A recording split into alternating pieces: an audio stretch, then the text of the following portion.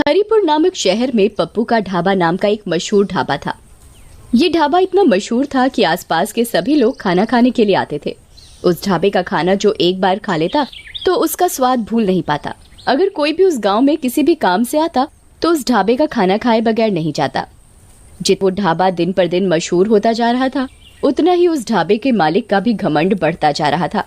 अगर ढाबे का खाना बच जाता तो उसे उस खाने को फेंकना मंजूर था, लेकिन किसी जानवर या भूखे भिखारी को मुफ्त में देना मंजूर नहीं था। एक दिन की बात है, एक भिखारी उस ढाबे के पास से जा रहा था। वो काफी भूखा था। उसने बहुत दिनों से कुछ नहीं खाया था, तो वो ढाबे के मालिक के पास गया। मालिक, कुछ खाने को दे दो, बहुत भूख लगी है, बहुत भूख लगी है बाबूजी, कुछ खाने को दे दो। अरे जा जा, आगे जा, कुछ नहीं मिलेगा।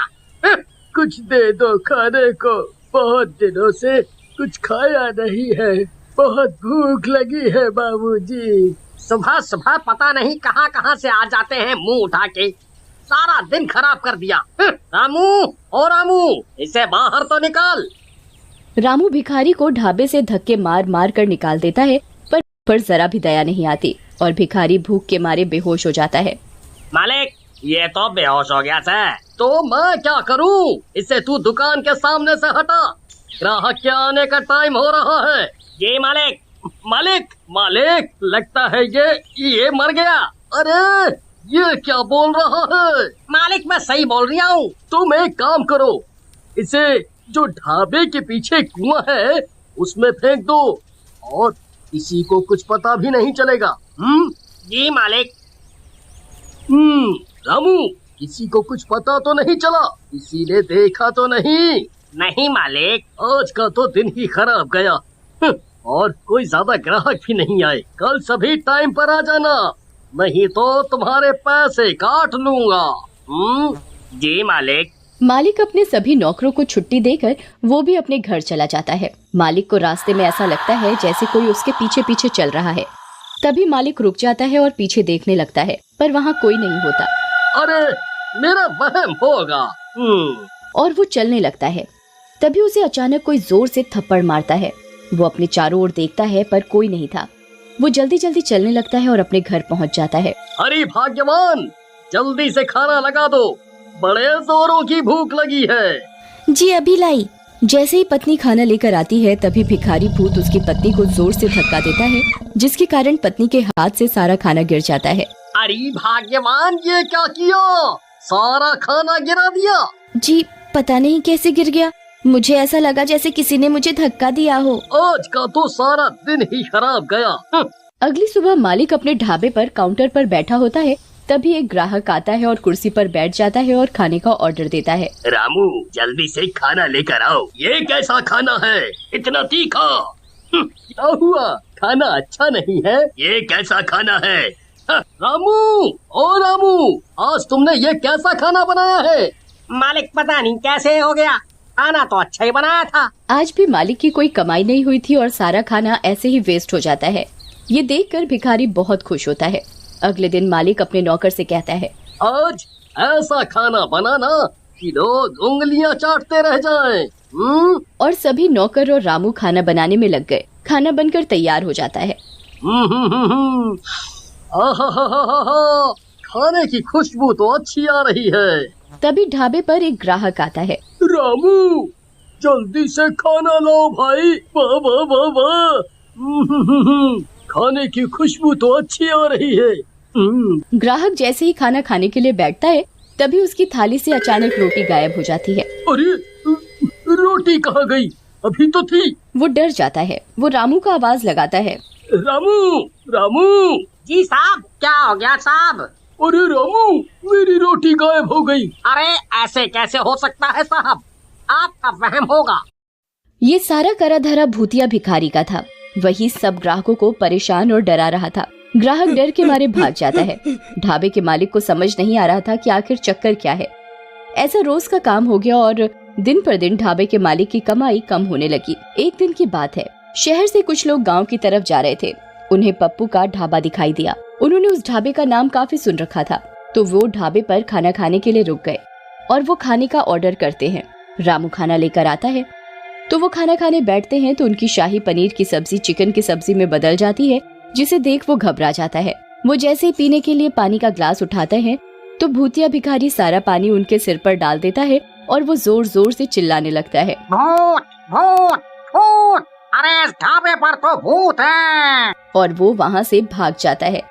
देखते ही देखते ढाबे पर रोज अजीबोगरीब घटनाएं होने लगी। लोग उस ढाबे को अब भूतिया ढाबे के नाम से जानने लगे।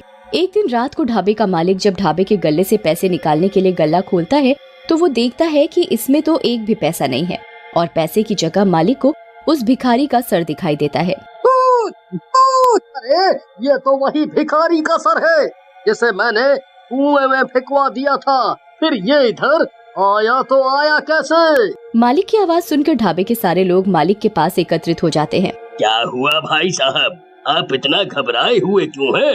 ये देखो, हमारे गल्ले में भूत है। यहाँ उस भिखारी की खोपड़ी रखी है और उधर से पैसे गायब हैं। ये सुन सारे लोग बहुत घबरा जाते हैं। अरे भाई साहब, ऐसा कैसे हो सकता है? जाओ, तुम एक बार गल्ला खोल के देख लो, तुम्हें वहाँ एक खोपड़ी मिलेगी। वो एक भूत है, भूत। वो आदमी मालिक की बात सुनकर ढाबे का गल्ला खोलता है पर वहाँ ना तो कोई खोपड़ी होती है और साथ ही उधर उसके पैसे रखे होते हैं। अरे क्या भाई साहब, लगता है आपकी तबीयत ठीक नहीं है। आपने नींद में कोई सपना देख लिया है। आपको आराम करने की आवश्यकता है। अरे नहीं भैया, मैंने यहाँ सच में एक खोपड़ी देखी थी। मैं बिल्कुल सच बोल रहा हूँ। मालिक अपनी बात सबको मनवाने की कोशिश करता है पर कोई उसकी बात नहीं सुनता और ना ही विश्वास करता है। तभी रामू मालिक के पास आता है। मालिक, मुझे ऐसा लगता है कि ये सब वो भूखा भिखारी कर रहा है। इसे आपने कुएं में फेंकवाया था, वही उसके भूखे होने की वजह से उसकी मौत हो गई थी और इसी वजह से उसकी आत्मा हमारे ढाबे में भटक रही है और आपको दिन रात परेशान कर रही है। हाँ रामू, मुझे भी यही लग रहा है। तुम सही बोल रहे हो, पर अब इस बात का क्या इलाज है? तुम मुझे ये बताओ। अगर ऐसा ही चलता रहा तो मैं एक दिन पागल हो जाऊंगा और मेरा ढाबा भी बंद हो जाएगा। आप चिंता ना करिए मालिक, मैं एक बाबा को जानता हूँ, मैं आपको उनके पास लेकर चलूंगा। उनके पास हमारी परेशानी का कोई ना कोई हल जरूर होगा, ऐसा मेरा उनके ऊपर विश्वास है। मैंने उनका काफी नाम भी सुना है। वो सबकी परेशानी दूर कर देते हैं अपनी पूजा पाठ से। रामू और उसका मालिक अगले ही दिन बाबा के पास जाते हैं। वो बाबा को उधर जाकर सारी बात सच सच बताते हैं। ये तुमने क्या किया? तुमने एक भूखे भिखारी की जान ले ली। उसकी आत्मा भूख की वजह से ही तुम्हारे ढाबे में भटक रही है और तुम्हें परेशान कर रही है। बाबा जी, हमारी मदद करो, हमसे गलती हो गई। हम कभी नहीं करेंगे आगे से ऐसा। हमें माफ कर दो बाबा। बाबा अपनी शक्ति से उस भिखारी की आत्मा को बुलाता है। मुझे किसी ने परेशान किया तो मैं सबको मार डालूंगा। मुझे माफ कर दो, मुझे माफ कर दो, मुझसे गलती हो गई। मैं आगे से कभी किसी भी भिखारी को भूखा नहीं जाने दूंगा, नहीं जाने दूंगा। मुझे माफ कर दो। बाबा अपने लोटे से